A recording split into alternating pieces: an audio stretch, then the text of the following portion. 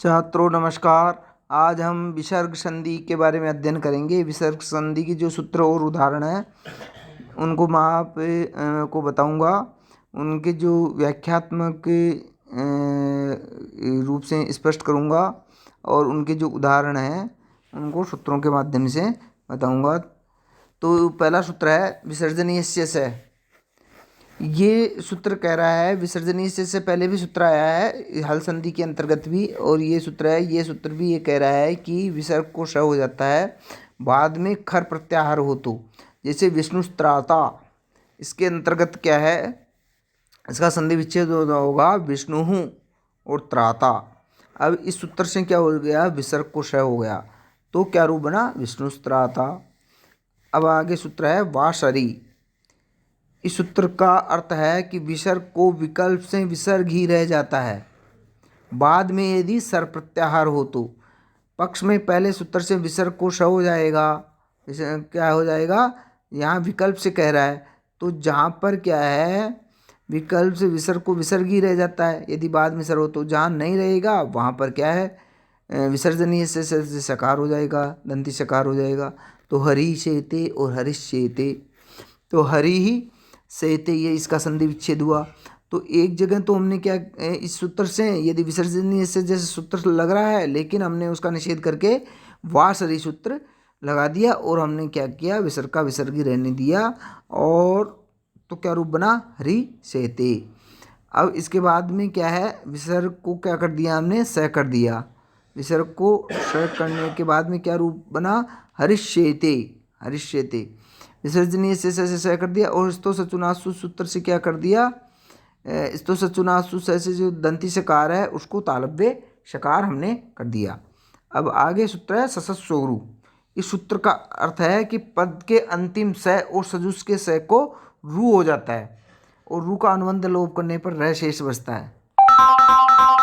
अब आगे जो है अतोरोर प्लुताद प्लुते, ये सूत्र है। ये सूत्र कह रहा है कि अत मतलब अत का मतलब ऋस्व ए के बाद रू को ऊ हो जाता है, रू को ऊ हो जाता है यदि बाद में क्या हो, ऋस्व स्वर हो तो, ऋस्व ए हो तो, एप्लुत ए हो तो, एप्लुत्वाद एप्लुत ए हो तो। जैसे उदाहरण है शिवो अर्चे, इसका संधि विच्छेद हुआ शिवः और अर्चे।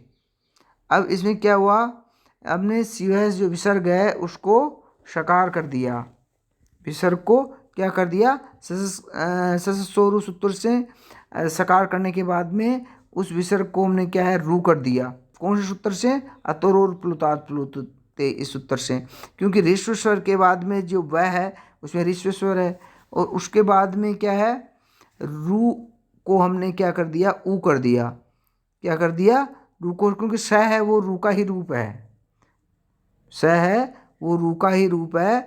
तो स को हमने पहले तो रू किया, रू करने के बाद उसको ऊ कर दिया अतोरोर प्लुतात् प्लुते से। अब आद गुणे जो सूत्र है उससे हमने ए और ऊ मिल करके ओ गुण कर दिया तो क्या बन गया रूप, शिवोर्चे। फिर पूर्व रूप संधि कर दिया हमने, अवग्रह कर दिया। तो अवग्रह करने के बाद में अवग्रह किसे हो, एंग है पदांतादति, ये सूत्र है पूर्व संधि में आया है स्वर संधि के अंतर्गत। तो उससे हमने क्या कर दिया, पूर्व रूप कर दिया तो शिवोर्चे ये रूप बन गया। अब आगे सूत्र है हसीचय। हसीचय भी इसी जो अतोर प्लुतात् प्लुते जो सूत्र है इसी का अनुसरण कर रहा है। ये सूत्र भी ये कह रहा है कि ऋस्व, इसमें हस कहे, उसमें बाद में क्या था, ऋस्व ए था और इसमें बाद में क्या आएगा, हस प्रत्याहार। ऋस्व ए के बाद रू को ऊ हो जाता है बाद में हर्ष प्रत्याहार हो तो। बस इसका दोनों में अंतर इतना ही है कि वहाँ पे बाद में ऋस्व ए था और इसमें इस हसीचय सूत्र में बाद में हस प्रत्याहार आ रहा है। जैसे शिवो वंदे, तो इसका संधि विच्छेद क्या होगा, शिवस वंदे। स को क्या हो जाएगा, ससस्सोरु सूत्र से रू हो जाएगा, ससस्सोरु सूत्र से रू हो जाएगा और रू को क्या हो जाएगा, ऊ हो जाएगा। किस सूत्र से, हसीचय सूत्र से। हसीचय सूत्र से हमने ऊ कर दिया और आद गुण सूत्र से ए और ऊ मिल करके ओ गुण हो गया तो क्या हो गया, शिवो वंदे। अब आगे जो सूत्र है वो है भो भगो अघो अपूर्वस्य यो असि। भोस भगोश अघोष शब्द और ए और आ के बाद में रू को क्या हो जाता है, यह हो जाता है यदि बाद में अस प्रत्याहार हो तो। वो सूत्र जो सूत्र का जो अर्थ है वो सूत्र में ही निहित है यदि ध्यान से देखा जाए तो, कि भो भगोस अघोष अपूर्व से ए और आ के बाद में रू को, जो ये पूर्व वाले सूत्र से ग्रहण किया गया है कि रू को ऊ हो जाता है, रू को ये हो जाता है, ये यो असी में दिया गया है ना, यो असी में ये हो जाता है यदि अस प्रत्याहार बाद में हो। यो असी का मतलब ये के बाद में अस प्रत्याहार हो तो।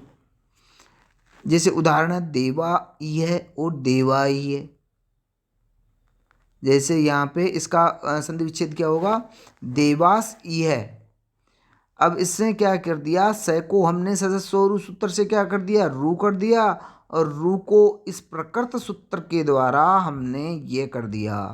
भो भगो अगो अपुरुषयोशी इस सूत्र से हमने ये कर दिया। और ये करने के बाद लोप साकल्य से जो सूत्र है, इससे ये का लोप विकल्प से होता है। साकल्य ऋषि के मत में लयकार ये पदांत, उस सूत्र का अर्थ क्या था जो पूर्व सूत्र है लोप साकल्य से, कि साकल्य ऋषि के मत में पदांत यकार और वकार का लोप होता है यदि बाद में अस प्रत्याहार हो तो यहाँ पर वो सूत्र लग रहा है। तो यहाँ पर हमने पदांत जो यह है उसका लोप कर दिया। तो लोप कर दिया तो क्या रूप बना, देवा ई है, देवा ई है। और जहाँ पर लोप नहीं होगा वहाँ पर क्या हो जाएगा, वहाँ पर गुण नहीं होगा। वहाँ पर देवा आकार और ई का गुण होना चाहिए, लेकिन वहाँ पर गुण नहीं होगा, और गुण का अभाव होने पर क्या हो जाएगा, देवा ये रूप बन जाएगा। ये का लोप न होने पर क्या बन जाएगा, देवा यकार में मिल जाएगा, ई है जो यकार में मिल जाएगा और देवा ये रूप बन जाएगा। अब आगे सूत्र है हली सर्वेशाम। हली सर्वेशाम जो सूत्र है उस सूत्र का अर्थ है कि भो भगो अघो शब्द और ए या आ पहले हो तो ये का लोप अवश्य हो जाता है बाद में यदि हल हो तो। बाद में क्या हो, यदि हल हो तो। भोस देवा, भो देवा का उदाहरण जो है यह संधि विच्छेद करने पर भोस और देवा।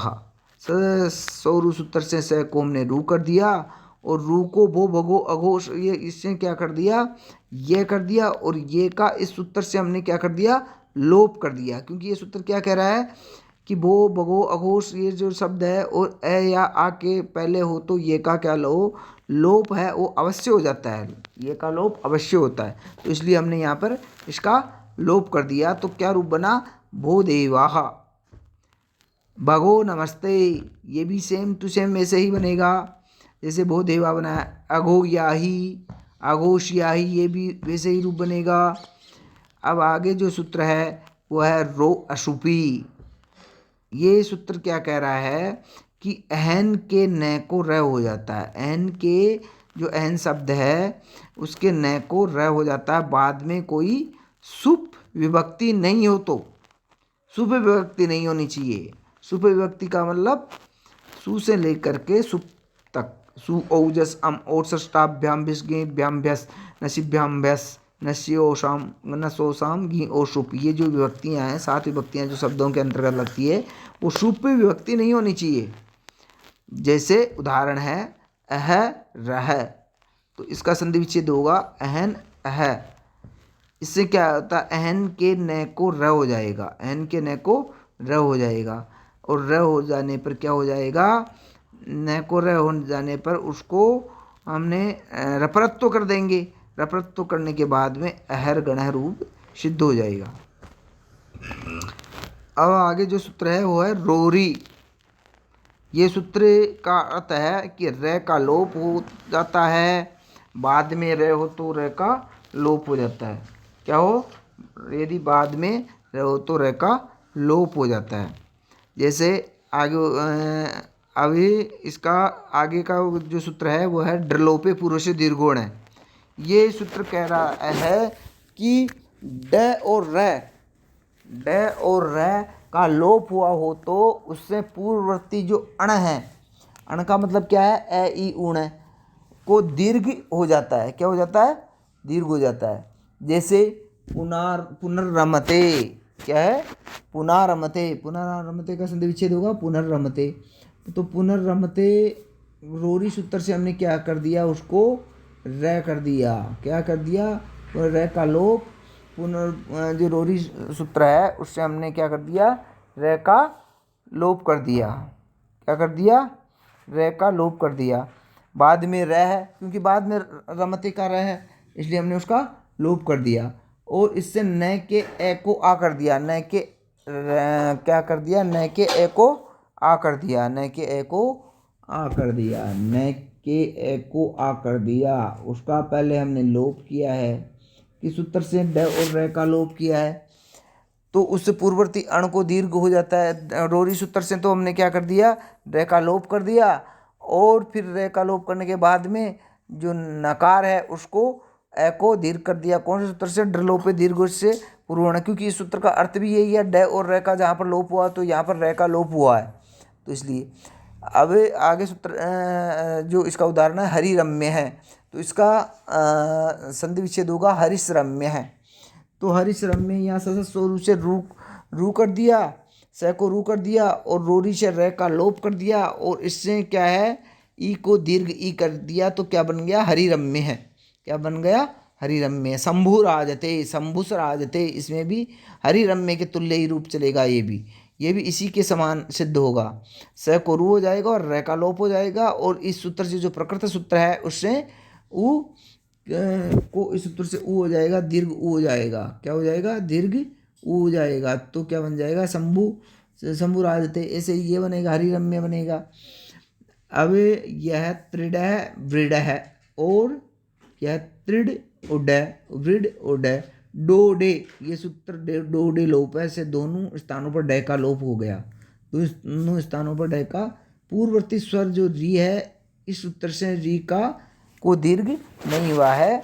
अब ये विसर्ग संधि के मैंने आपको आज 5-6 सूत्र पढ़ाए हैं, इन सूत्रों की जो व्याख्या बताई है और इनके जो उदाहरण हैं उनको सिद्ध किया है। अब आगे जो कल हैं 3-4 सूत्र और बचे हैं विसर्ग संधि के अंतर्गत, उन सूत्रों को कल पढ़ाएंगे। थैंक यू, धन्यवाद।